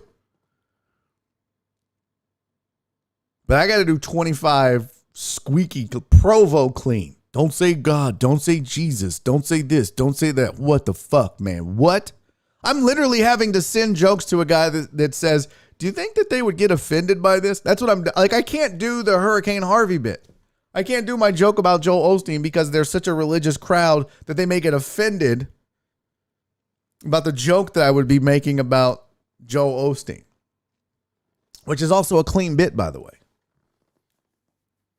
So I am really pigeonholed as to what I can and can't do. And for me, and I'm not trying to be overly dramatic here, but this is probably the biggest moment in my comedy career to date, getting to do this. And for those of you that don't know what Dry Bar is, it is a comedy platform who, I'll show you. Let's go look together.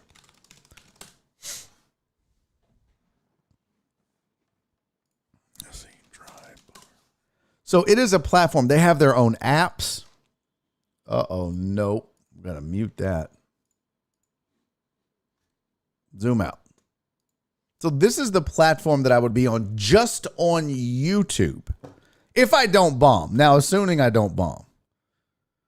If I bomb, they're not going to use it, which is why I'm really trying to focus. I mean, I could still go bomb. I just may not be their cup of tea. That's the chance and the risk that you take, and I'm willing to take that. This is a great opportunity. I'm still going to make money on the trip, so that's good. Daddy can still pay a few bills. But this is the platform that's going to be hosting my special. They have 1.72 million subscribers. You can see some of the numbers that these jokes, 30-second shorts are pulling. 150K, 31K. Some of these others that have been posted, this guy's special has been viewed almost 100,000 times. And that's a full special at 25 minutes. But this guy's one joke was viewed 22K, 120K.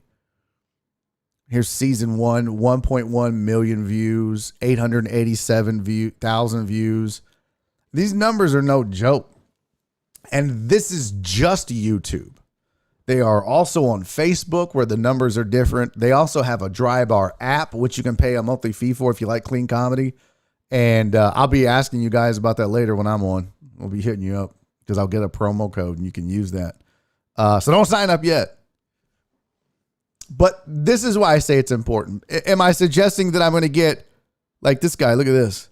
So these are some of the older ones, but 9 million views, 7 million views, 6 million views. Like, am I suggesting that that's going to happen for me? No. But it's there and the potential's there. And this is why I need to take it so serious. This is why I'm really focused on getting it done this week. Yeah, absolutely, Incarnate. I will have links when it's all done. Absolutely. So, I mean, you can watch it on YouTube. I'll have the YouTube links, but, you know, you can buy the app and download it because the way it works, So I'm getting paid to go out and record the thing, right? They give you a certain amount of money. You have to cover your own travel cost. But then, and I got to pay the agent that booked it for me. But we'll still do okay. I mean, it ain't retiring money. But what you get too, along with that flat fee, is you get residuals. And that's from, I think, YouTube, Facebook, and their app. And I think it's more their app than anything is where they pay you from. And people in that app, they have a lot of apps. Let's see. In fact, let's go to the Google Play Store. Let's see. Dry Bar app. Let's see what that download looks like. So here's the... Oh, that's a Dry Bar Comedy. There we go. So the Dry Bar Comedy app, zoom out. They've got 2,000 ratings. And that's just on Apple. And then they also have the Google Play app where they have another 7,000 ratings. So that has about 6,000, or they have about 10,000 people that have rated the app. I'm sure it's been downloaded more than that. But that's just that have rated the app. What is this? So, and the other thing is you can actually tip the performer. So there's all kinds of ways that you can do this and make money. And boy, these reviews are good. Not all that clean. Nothing for free, uninstalled. Okay, Gretchen, calm down. You want free comedy? Jesus.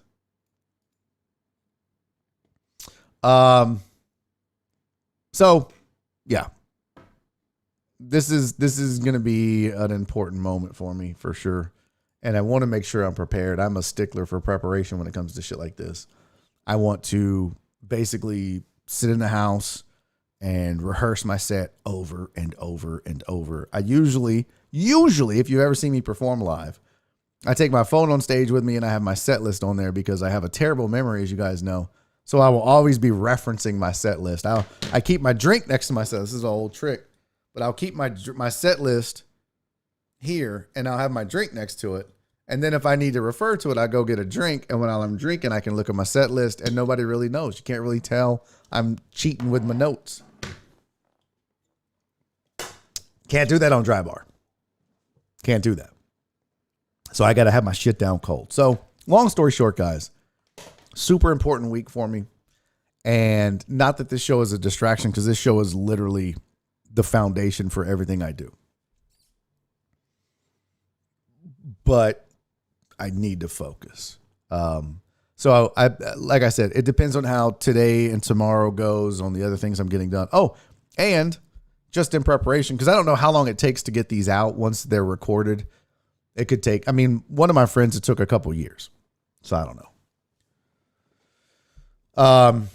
But that's why I also had to go ahead and change the URL of this channel, because what I didn't want is as if something happens and that actually happened to do okay and people start to see, because I have friends like I worked with a guy who had a Dry Bar special that people, once they saw it, they were a fan of his.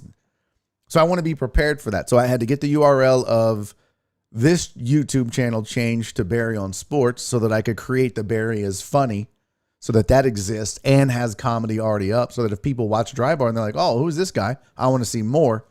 My YouTube channel exists. I'm going to redo my Barry is Funny website. So all that's going to be, I got to get all that taken care of. And not that I have to do it all this week, but I need to be prepared. So definitely have a show today, not 3 hours, because I also have to get my yard done and I'm not finished. Speaking of, I bought a new weed eater. My weed eater died on me after 5 years of using it. And I decided I bought just a regular, it was an Echo trimmer that I got from like Home Depot. Just a regular SMR Echo trimmer or something like that. SRM. I don't know. SMR 230, I think.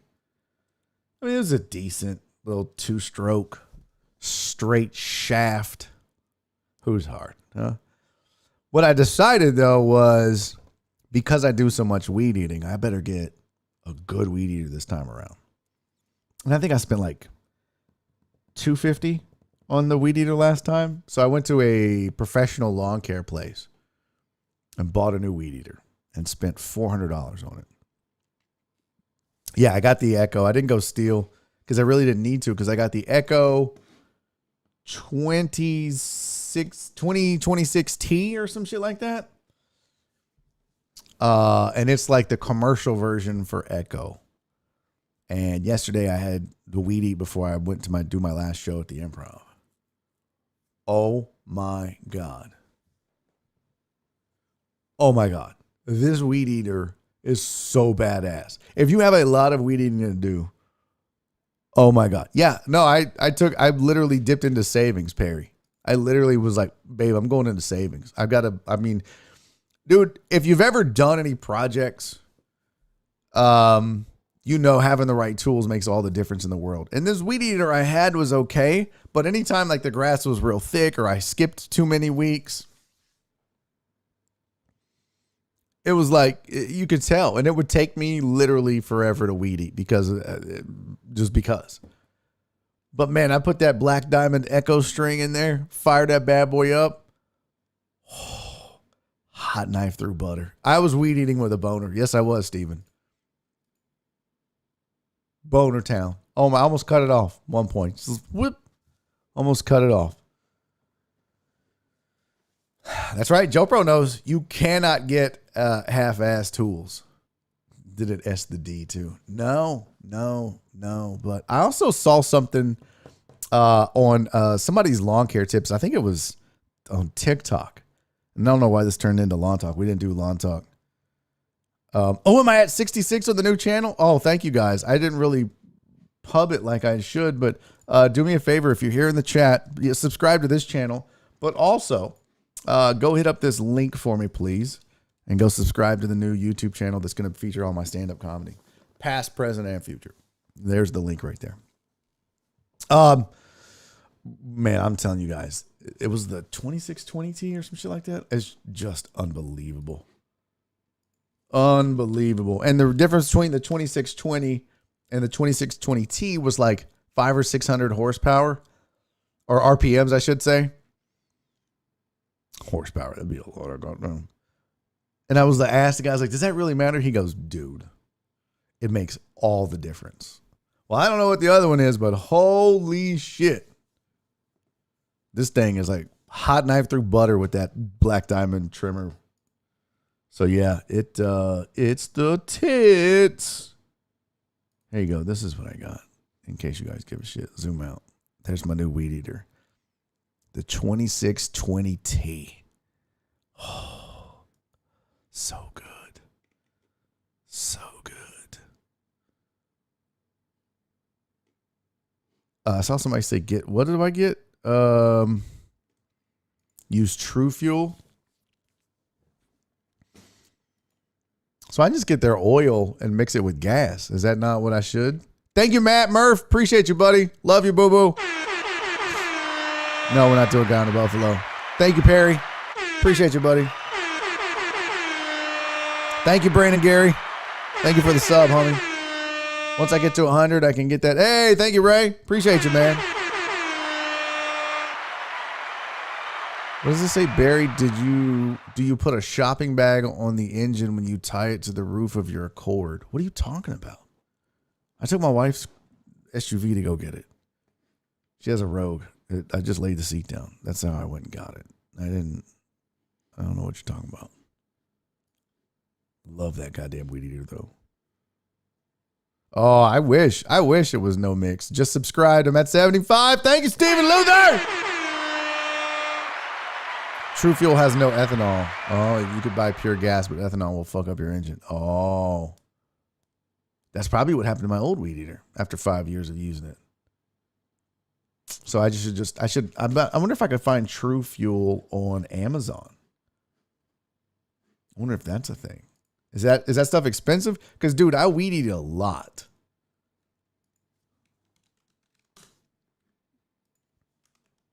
True. How do you spell it? Fuel. Let's see. And it's that 50-1 mix. Oh, okay. Whew, goddamn. Zoom out. That's expensive. Oh, so a 6-pack is $42? God damn! Ray said they have it at Home Depot, so it incarnate. True Fuel doesn't go bad like gas. Marsha, love you, boo-boo. Thank you for being here. Just get goats. Tony. Hey guys, just gonna brag a little bit. I got me 6 new goats. Each of them comes with 1 goat power. Instead of horsepower, it's goat power, obviously. Obs. Ray says it's worth it. Okay, I'll get it. Fuck. You know Nora's gonna complain. You spent how much on fuel? How many ounces in a gallon? 64? So I would have to use 2 of these to fill up the weed eater? Fuck me. Is there like can I get that on DH gate? It lasts for a long ass time, 2 years even. What do you mean? Oh, if you leave it in the tank? Eric Resendez, thank you, buddy. Thank you for the sub over there, man. You guys are going to get me there. I appreciate that. No, I'm just going to need it for that 30 days, and then I can get my custom URL. If you look around hard enough, sometimes you can find gas with ethanol-free option. Ooh, I think there's like a stripes at the front that might have an ethanol-free version. A buddy of mine had goats, never had to mow. Damn it. Oh, they have big jugs at Tractor Supply? I'll check that out too. Maybe I can have that delivered. Anyways, I geeked out a little bit. Having the new weed eater was fun. I didn't even get to any of the non-sport stuff, and I had some really good non-sport stuff. We didn't get to John Gruden. We didn't get to the fight, the Fury Wilder fight. We'll have to do that tomorrow. I got let me just show you that. Bam! We'll talk about that tomorrow. We didn't talk Kyrie Irving and Steve Nash. We didn't talk Ben Simmons, Chuck Liddell. We didn't talk about none of that. So we'll get to all that. And we also didn't talk about this pizza. Oh, man. Guys, this is all I'm going to do. Just look at this. Oh, my God. What? We're going to talk about that tomorrow. We'll talk about the top 5 ways people spoil their pets tomorrow.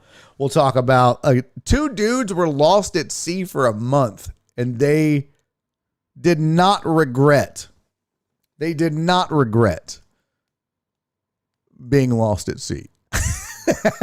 So we'll talk about that. We'll get all that in tomorrow. I'm sorry, you guys. I hope you find my explanation satisfactory as to why there will be no 3 hours today and as to why there will be no show for sure Thursday and Friday, possibly Wednesday as well. Just depends on how my prep is going. I got to get the website and all that in order. So I appreciate you guys. Time to bounce. I know I'm jealous of Tom Hanks' character in Castaway, right? No, I just explained it, Philip. Just explained it. Does Nora really have that country of an accent? No, not at all. Not at all. No country accent. That's just me being silly, making characters. Bear down, Mark! Love you, buddy. Later, Ray. Later, Chris. I appreciate you guys, man. Thank y'all so much for hanging out today. Hope you enjoyed the show. It's good just going all sports. I like it sometimes. Sometimes I don't, but hope I didn't hurt any Astros fans' feelings. Hope I didn't hurt any Aggie fan feelings. I don't give a fuck about Texas fans' feelings. Hope I didn't hurt any Bears fans' feelings or Saints fans' feelings. At least I admitted I was wrong and that they may actually make the playoffs as a wild card. See? That's growth, people. I can admit when I'm wrong. Oh, gee, thanks, Tony. Now, Tony's rating the fucking shows. Tony said, good show. 6.9 out of 10. You just couldn't give me the 0.1, could you? Dirty rascal. All right, guys. I'll see you tomorrow. Do me 3 favors until then. Be safe. Be kind. And most importantly, love each other. See y'all tomorrow.